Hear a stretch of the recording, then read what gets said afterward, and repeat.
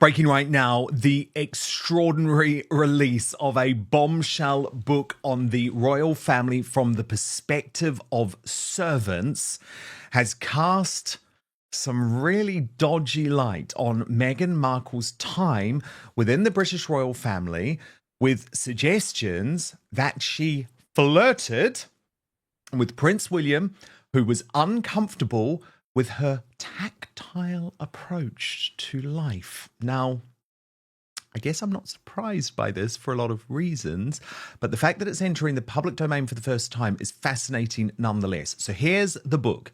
Yes, Ma'am, The Secret Lives of Royal Servants by Tom Quinn. We are going to do a deep dive into this book, which is currently being serialized in the Times newspaper. My royal mastermind, Angela Levin herself, a royal biographer who has written best-selling books on Prince Harry and Queen Camilla, will be with me for this. And of course, the Times is highlighting this as William, Andrew, Kate, and Meghan, what the palace staff saw. But in reality, the biggest bombshell, the biggest shock to emerge is the fact that William had become very uncomfortable with the way that Meghan was so tactile. So let me take you through some of the key parts of the book in regards to this. Tom Quinn reports that problems began to arise fairly early on. Tensions developed between William and Harry as a result of Meghan's warm, friendly, hug everyone approach. Kate, William, and Charles tended to flinch when she moved on in for a hug. Meghan was understandably hurt, as everyone apparently hugs everyone in California. Meghan even tried to hug a singularly stiff old Etonian equerry. He too flinched, as if she'd tried to poke him in the eye, as another member of staff put it. The tactile manner, this is when it comes specifically to William, however, made him uncomfortable because Meghan hugged him virtually every time they bumped into each other. The hugging and cheek kissing fueled gossip among the staff that Meghan was flirting with William. Now, probably for legal reasons, Tom Quinn adds hastily, which she obviously was not, but the tense atmosphere caused by all the touchy-feeliness and the resultant gossip deepened the rift between the brothers. In fact, William's rather awkward, even inhibited personality was baffling for the more spontaneous Meghan. A member of staff recalled Meghan once asking, "Why do William and Charles sound so serious all the time?" She used to make jokes about Harry not having the same parents as William, as she insisted Harry isn't pompous at all. He's chill. So, Angela Levin, was Meghan Markle too tactile with Prince William during her time in the royal family?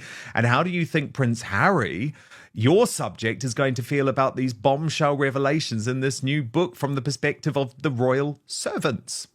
The book Yes Ma'am, The Secret Lives of Royal Servants claims that Meghan Markle was openly flirtatious with Prince William, and he didn't like it one bit.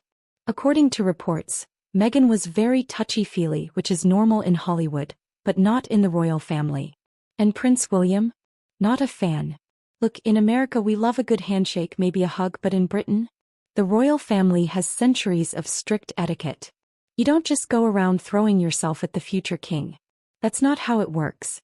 Well, my thought today is to bang it with a hammer, because I don't believe a lot of it.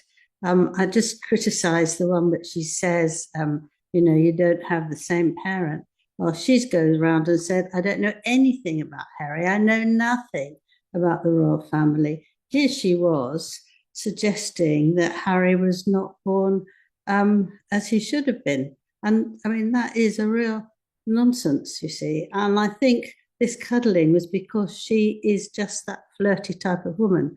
I wrote again about Andrew that he didn't like her. He didn't think she was right for Harry, as he told him, be careful, make sure you're okay. But if you look at her, she's forever staring at him, sort of all doggy-eyed. And there's one really funny thing where they're coming out of church on Christmas, and she keeps looking at him with these googly eyes, and he gets a scarf, and he ties it around his neck, and then he ties it around his neck again. He tries to keep away from her. after, as much as he could. And I think that any man has got the right to do that. They have a woman they don't like who's coming after their brother. She adores his wife. Why on earth would he want to go anywhere near her? He doesn't want to shout at her and say, "Get out of here," loudly. So he's very annoyed. He can be smiley and nice, but she looks at him all the time. If you went and see wherever they are, she's staring at him because she wants to, for him, she thinks that Harry is worth 20 million and William is worth much more than that. She was very shocked to hear that Harry only had this amount of money. So she was flirting with him. And she's been a flirt for many years. She doesn't keep men for many years. So this is what he's doing. And I think that William's behaved very properly. I don't think he was scared of her or anything, but, he was just polite and took no notice of her as much as he could. Absolutely fascinating stuff, Angela. Of course, it does explain another reason. I'm not saying it's the sole reason, but it is another reason why Catherine was so understandably upset about Meghan. Of course, we know, because I've reported for a long time, a lot of that was over the way that Meghan was treating the staff at Kensington Palace. But I guess this does potentially add another dimension to it. Now this part kills me. Meghan was reportedly shocked to learn that Harry was only worth $20 million. First of all, only? Give me a break. But here's the thing, folks, she assumed Harry had way more money, probably because he's a prince. And guess who actually has way more money? Prince William. So let me ask you, if you were a gold digger, and I'm not saying she is, but if you were, who would you really want to be with? The guy worth millions or the guy worth hundreds of millions and destined to be king?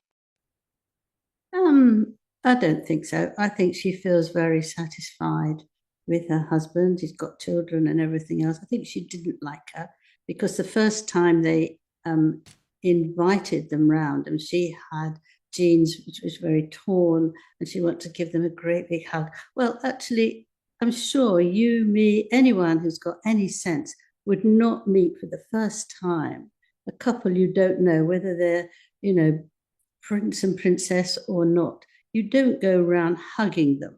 You just say hello and you smile very nicely and you don't behave as if you're going to have an affair in the next half hour.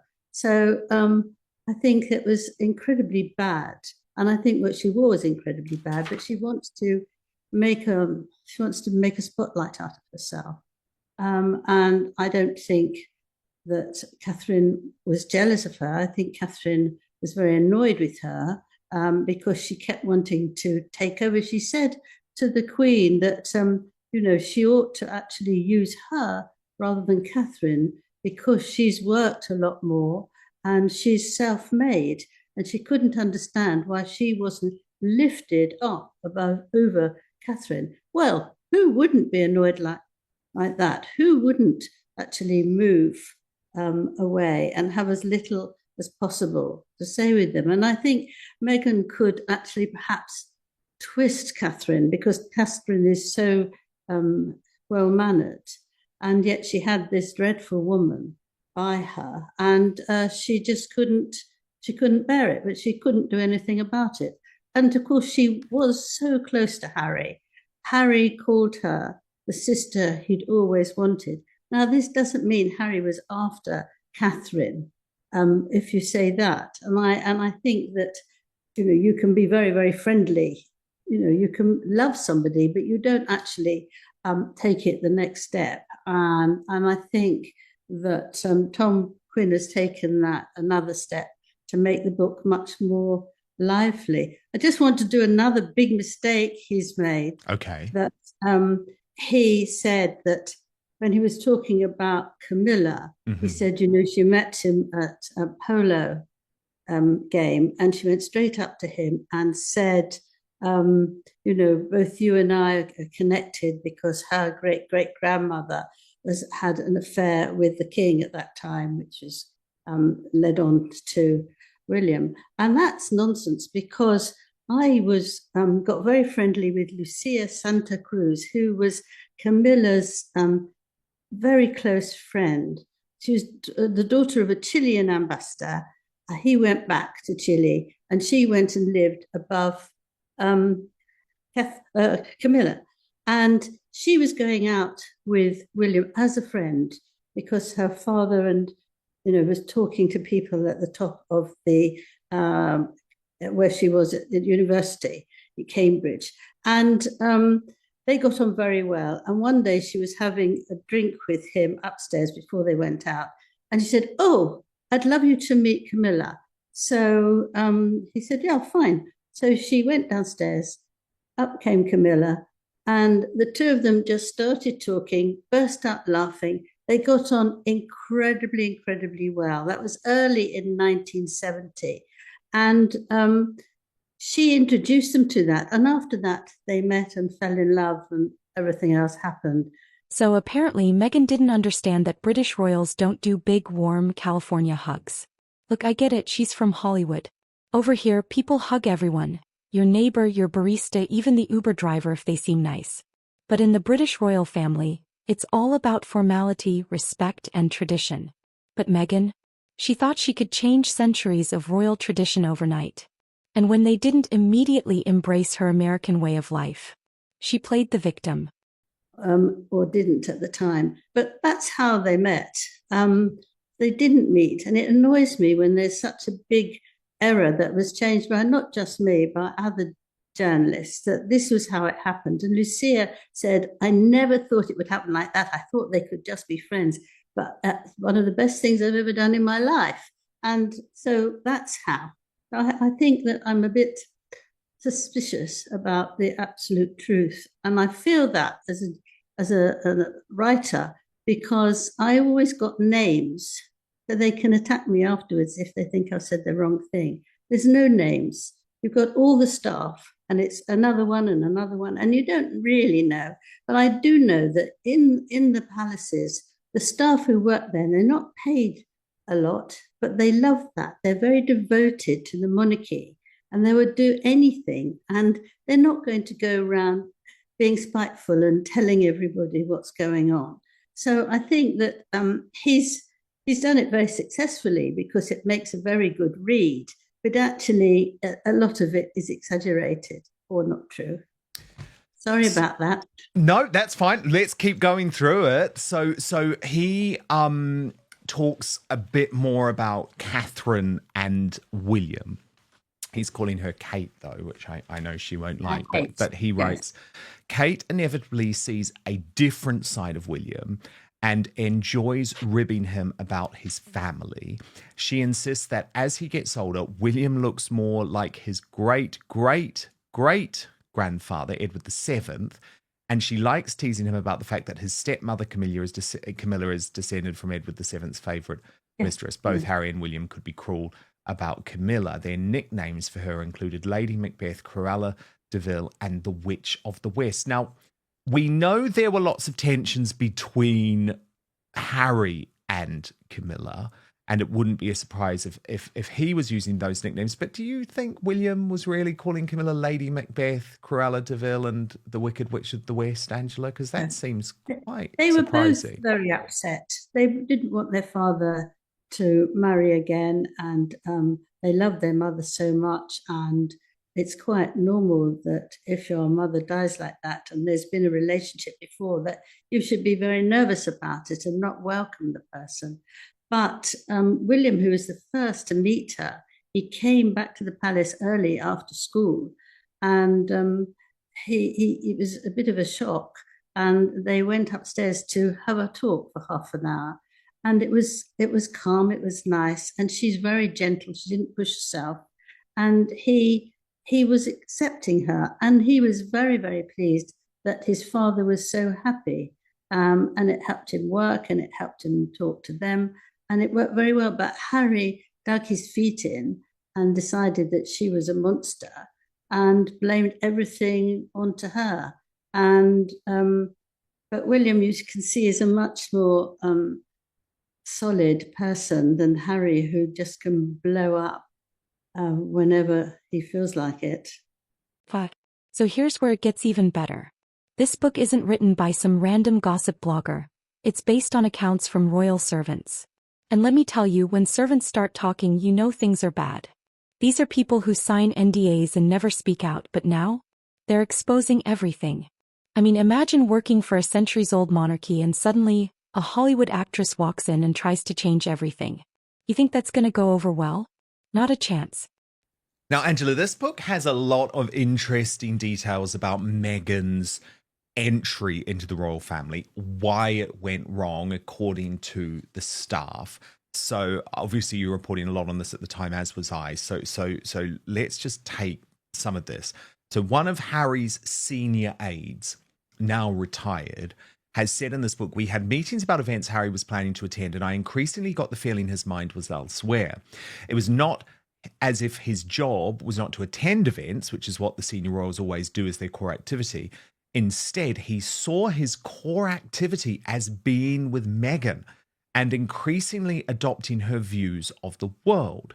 Some people would say he was just being a loyal husband, but the team, the staff, found the whole thing baffling. Another former staff member related that terrible modern word woke has often been used, and although I don't like it, I can see why it is applied to Harry. He did become far more concerned about social issues and the rights of minorities than he'd ever been before Meghan's arrival. Some of the younger staff at Kensington Palace would have applauded this, no doubt, but the older staff thought he'd become a tree-hugging lefty. They saw it as if Harry was rejecting the values and traditions of his family, and the really senior staff thought, here we go again, Meghan is Mrs. Simpson come back to haunt us. And Angela, of course, that is a reference to Wallace Simpson, who is blamed for the abdication crisis, another American divorcee. Did you see that change in Harry, Angela, given you got to know him so well? Was it Meghan that turned him woke and sort of made him believe that his role was much more looking after Meghan than looking after his duties in the royal family? Well, one must realise that he felt absolutely in love with her. It was just overwhelmed him. And he said in the engagement interview that he just realized that this is what he'd been waiting for. And she was perfect in every way. But she was a bit, if you're not going to marry me now, if you're not going to tell everyone that you want to marry me, she had a big piece in the magazine to say that they were together. And everyone was absolutely furious with her for saying that because she didn't tell the Queen first and all that. So Harry would do anything for her, absolutely anything. And he'd believe in anything, he would change in everything. And she ruled the roost straight from the beginning. Well, some people fall in love with that and good luck to them. But that led to him being frightened.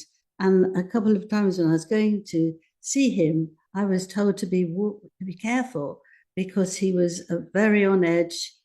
He's very angry, worried about Meghan, and it's been very difficult. So you have to tread very carefully when you talk to him. He could soften up, but that was it. She was important to him. He wanted to marry her. They got, he proposed very, very quickly, and that was it. Look, this is exactly why Meghan's royal experiment failed so badly. She wasn't trying to fit in, she was trying to change the entire institution. And when she realized that centuries of tradition weren't going to bend for her, what did she do? She ran to Oprah. Instead of learning and respecting royal traditions, she decided to paint herself as the victim. And he wasn't careful about it at all, and he wasn't going to listen to anyone who told him to hang on. William told him to be careful because she came from such a different background. And of course, Harry told me that he spent a lot of time telling her how things happen in the palace, how difficult they are, and what silly ones, are as well. Camilla tried very hard to talk to Meghan about that. She was very rude and said, no, anything I want to know, Harry would tell me. And the Duke and Duchess would also try to help her. Sophie and her husband, they also tried to help her, but she said the same to them, that she didn't want to learn anything. She wanted to do it as she was. And she was very cross that she wasn't alongside the Queen and would then take over straight away because she had loads of ideas that were modern and she didn't like these old-fashioned ideas. Now, if you go to a different place in your life where you really haven't got to know it at all, you're not from a royal family, which is obviously very difficult to find, and you need to spend, what, a year, 2 years to get used to it. She didn't want to get used to it. She had come there with a plan to take Harry with her out of the house and actually hate all his family. I mean, she was the one who criticized everyone. And when they were in Australia, and she said it was absolutely disgusting that they didn't pay her for her to go around and actually say hello to everyone. Harry then asked for some money. And you think, oh my goodness, surely not. He knows it's not. And then they think everything's wrong. They're not being treated in the way they should. And she was left out of it. You can see when Meghan is embarrassed, she sort of goes up and down, moves her hands, and she's not confident in that. And if she was in the royal family, she wasn't confident. She didn't want to stand behind Catherine because it's all hierarchy, and you stand in who will be the first king and the next one. But she was always trying to push forward, and Harry had to pull her back. And some of the aides would pull her back from the door, and she would be very cross because she was a Meghan, and I think that's it was very difficult for her. I'm not saying it wasn't. I think it was extremely difficult, but she didn't want to learn. She wanted to go in, be tremendously successful because Harry was eating out of her hand, and then go away and be famous, which she's done absolutely, but she's still moaning. The problem, people see through it now. Was Meghan Markle trying to upgrade from Prince Harry to Prince William? Was she just misunderstood? Or is this another example of her trying to play the system? Drop your thoughts in the comments.